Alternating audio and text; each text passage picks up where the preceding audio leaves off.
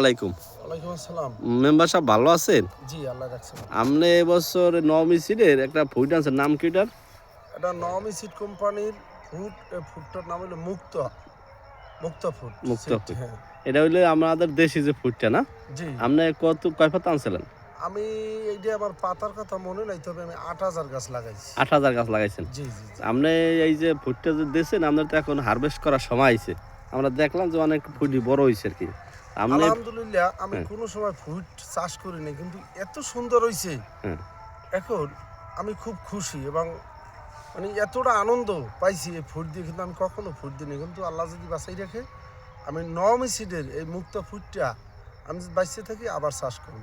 এবং আপনি কত রোদ দিয়েছেন এই ফুডটা?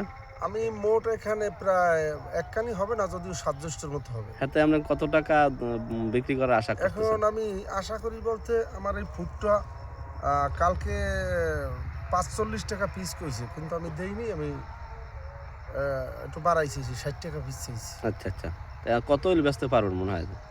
এখন সম্ভবত বিক্রি হয়ে যাবে। ওই পার্টি আবার ফোন দিয়েছে, কালকে আসতেছে। ৫০ টাকা পিস। হাতে আপনার এখানে ৮,০০০ তাওয়ায় মনে হয় যে আপনি প্রায় ১০ থেকে ১২ লক্ষ টাকার মতো মনে হয় যে পাইবেন ইনশাল্লাহ। ওরকমের না, হয়তো আশা করা যায় যে ৫ থেকে ৬ লক্ষ টাকা ৫ নামবে। থেকে ৬ লক্ষ টাকা। হুম, এবং আপনি তো অনেক বেশি তরমুজও দিয়েছেন।